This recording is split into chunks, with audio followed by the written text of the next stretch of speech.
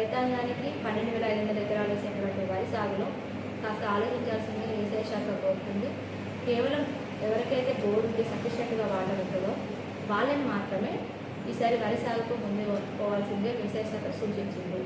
మిగిలిన ఒక 2 నుంచి 3 వేల ఎకరాల వరకు వరికి అలవాటు పడ్డ రైతులకి మనము గత నిన్న 27, ఈరోజు 28, రేపు 29 ఈ 3 రోజులలో పల్సెస్ మరియు వెజిటేబుల్స్ దీనికి సంబంధించిన విత్తన మేళ రైతు వేదిక కాటారం నుంచి కాటారం వ్యవసాయ డీలర్స్ అంటే మన రైతుల యొక్క విత్తనాలు అందుబాటులో ఉన్న డీలర్స్ కౌంటర్స్ని కూడా ఇక్కడికే పిలిపించి వాళ్ళ యొక్క సీడ్కి సంబంధించినటువంటి విత్తనాలు అన్ని రకాల విత్తనాలను మేము ఎగ్జిబిషన్ ద్వారా డీలర్స్ కౌంటర్స్ని ఇక్కడే ఓపెన్ చేయడం జరిగింది.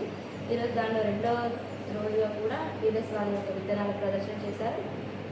తక్కువ నీటి సదుపాయం ఉన్న రైతులందరూ ఈ యొక్క విత్తనాలని పప్పు దినుసుల పంట కింద మినుములు, కంది, అదేవిధంగా పెసర, వెజిటేబుల్స్, మక్క ఈ దిశగా ముందడుగు వేస్తే మనకి ఎల్లిన ప్రభావం వలన మనది రైతులనేది ఎదుర్కోవాల్సింది అవసరం లేకుండా వారికి దానికి అతిపెట్టి దిగుబడి కానీ పెట్టుబడి కానీ రైతు నష్టపోకుండా ఉన్న దిశగా మనం ఇప్పుడు గత వారంలో అన్ని గ్రామ సభల్లో క్లస్టర్ల పరిధిలో ఏఈఓలు రైతులకు అవగాహన కల్పించారు.